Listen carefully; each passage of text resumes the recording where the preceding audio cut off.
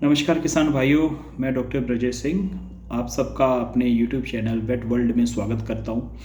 किसान भाइयों, आज का जो हमारा विषय है वो है एक तंदुरुस्त जानवर की निशानियां क्या क्या होती हैं। तो पशुपालकों हम स्टार्ट करते हैं जानवरों की जो भी तंदुरुस्त जानवर की निशानियां होती हैं। तो जो भी हमारा तंदुरुस्त जानवर होता है किसान भाइयों, जब भी आप जानवर को देखेंगे उसकी जो आंखें हैं एकदम चमक रही होंगी। चमक इन द मीन्स लाइट की तरह नहीं चमकेंगी, बट उसकी आंखों में चमक होगी।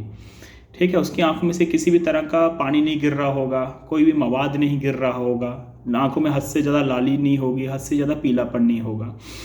जब आप उसका नाक देखेंगे तो नाक के ऊपर ये जो जगह रहती है नाक के ऊपर, वो थूथन जिसे बोलते हैं, उस पर हमेशा पानी जैसी बूंदें आपको नजर आएंगी।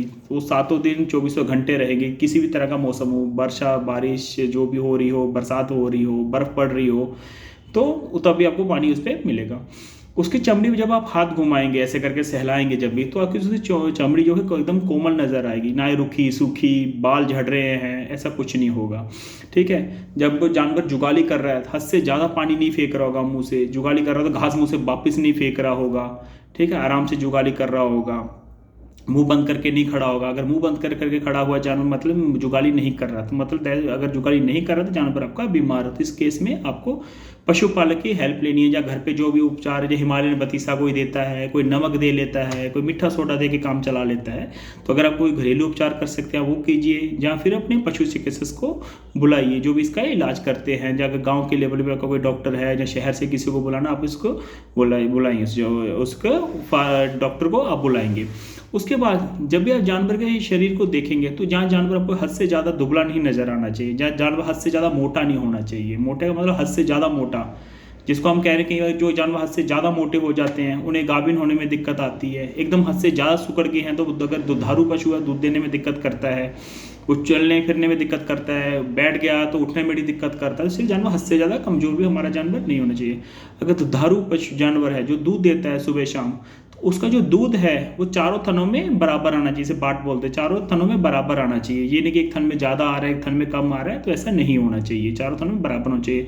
जब भी आप उसके थन को हाथ लगाएं, अडर जिसे बोलते हैं, हाथ लगाएंगे तो गर्म नहीं होना चाहिए, लेकिन ना सामान टेम्परेचर पर होना चाहिए। हद से ज़्यादा गर्म नहीं होना चाहिए, लाल नहीं होना चाहिए वो। अगर गर्म हद से ज़्यादा हो चुका है इसका मतलब उसे थनेला हो चुका, तो उसका आपको उपचार करना पड़ेगा। उसके बाद जो जानवर का बिहेवियर है वो अब ज़्यादा एग्रेसिव होना नहीं होना चाहिए। एग्रेसिव मतलब कि जैसे अगर आप उसके पास जा रहे हैं, आपको मारने की कोशिश कर रहा है, न्यूरोलॉजिकल साइंस दिखा रहा है, जैसे पागल, जैसे बोलते हैं जानवर पागल हो चुका है, कभी आगे टक्करे मार रहा है, कभी शरीर घिस रहा है अपना, कभी जमीन पे गिरे लोटनियाँ मार रहा है, तो ऐसी चीज़ नहीं होनी चाहिए। इन सब चीज़ों का आप ध्यान रखेंगे।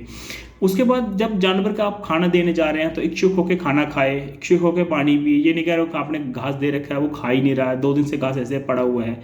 तो जब आप इस चीज़ की अगर ऐसी कंप्लेन अगर आप देख रहे हैं, अगर ऐसी चीज़ आपने देख ली, तो फटाफट अपने पशु चिकित्सक को बुलाएं, इसकी मदद लीजिए।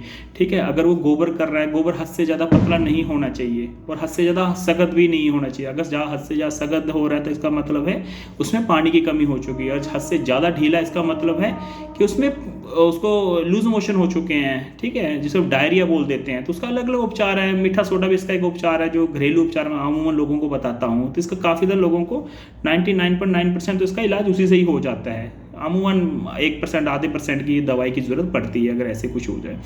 उसके बाद जब भी आप जानवर के देखें, जब सांस हद से ज़्यादा तेज सांस नहीं ले रहा हो जानवर, मतलब अगर जानवर दौड़ा के आप लाएं वो बात अलग है, लेकिन सामान्य रूप में अगर घर पे जानवर बैठा हुआ है, हद से ज़्यादा तेज जो सांस अंदर बाहर ना ले रहा हो, अगर अंदर बाहर ले रहा है तो आप पशु चिकित्सक को बुलाइए। कोई ना कोई इसमें दिक्कत हो सकती है, आप इसे एग्जामिन करिए क्या दिक्कत हो रही है, तो फिर पशु चिकित्सक जो है उसे बताइए, जो भी डॉक्टर को आप बुला रहे हैं। ठीक है।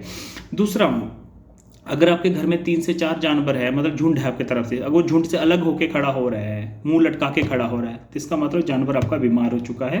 तो आपको अपने जानवर के लिए अपने पशु चिकित्सक को बुलाना पड़ेगा। ठीक है, ये चीज़ हो गई। छोटी छोटी किसान भाइयों को छोटी छोटी चीज़ें हैं जिससे हमें जानवर की हेल्थ के ऊपर, जो उसके जो शरीर के बदलाव हो रहे हैं उस पर नज़र रखने में, और अगर हम इन चीज़ों पर नज़र रखते हैं तो हमारा जो खर्चा होता है, खर्चा मतलब कहने का मतलब खाने का खर्चा तो आपको करना ही पड़ेगा, जो मेडिसिन के ऊपर खर्चा होता है हम काफ़ी हद तक इसे कंट्रोल कर सकते हैं। अब मान के चलिए अगर किसी बुखार की दवाई, अगर आप नॉर्मल टिकिया भी लेके चलिए, पैरासीटामोल की टिकिया अपनी, सॉरी माफ़ करें, पैरासीटामोल सॉल्ट यही सॉल्ट है, बट मैनोलेक्स प्लस के नाम से हम जो इस्तेमाल करते हैं, ब्रांड नेम जो भी किसी कंपनी का आता है, मैं किसी कंपनी का नाम नहीं लेना चाहूँगा, किसी ने कंपनी में बेचती है जो, क्योंकि मैं किसी कंपनी का जहाँ प्रवक्ता भर के नहीं बैठा हूँ कि वो आप उसी कंपनी का सामान खरीदिए, ठीक है। तो मेरा कहने का मतलब, अगर आप नॉर्मल दवाई लेने जाते हैं तो 50 60 70 रुपये में आपका इलाज हो जाएगा। बुखार की दवाइयाँ 2 सुबह दे दीजिए, 2 शाम को टिकिया दे दीजिए अपनी बोलस, तो उसके जमान आपका जानवर जो है बुखार उसका उतर जाएगा। तो अगर आप इतने कम में आपने देख लिया कोई इलाज हो गया, अगर आपने जानवरों को एक दिन नहीं देखा, सुबह नहीं खाया, आप क्या करते हो, आप उसका घास चेंज कर देते हो। आप घास ये नहीं देखते कि आपका जानवर बीमार हो चुका है, तो आप लोग उसका घास चेंज कर देते हो। कोशिश आपको ये करनी है कि जानवर के देह को हाथ लगा के देखिए भाई इसका जो शरीर है हद से ज़्यादा ठंडा तो नहीं हो चुका है, हद से ज़्यादा गर्म तो नहीं हो चुका है। तो इस चीज़ का आपने ध्यान रखना है। तो छोटे छोटे किसान भाइयों चीज़ें हैं जिसका आपने ध्यान रखें। बाकी मेरे साथ जुड़े रहिए, मैं आगे और भी इससे बेहतरीन वीडियो लाते रहूँगा। अपना नंबर मैं कमेंट सेक्शन में दे दूंगा, जिस भाई को मेरी ज़रूरत है, अगर मेरे से कोई वार्ता करना चाहता है किसी भी तरह की बीमारी के ऊपर, चाहे वो रिपीट ब्रीडिंग हो, चाहे कृपया गर्भदान कराना हो उसके अंदर, या फिर कोई भी जानवर है जो बड़े दिन से बीमार पड़ा हुआ है, तो मैं ऑनलाइन भी इलाज करता हूँ लोगों के, तो कृपया करके आप मेरे से संपर्क करें। धन्यवाद।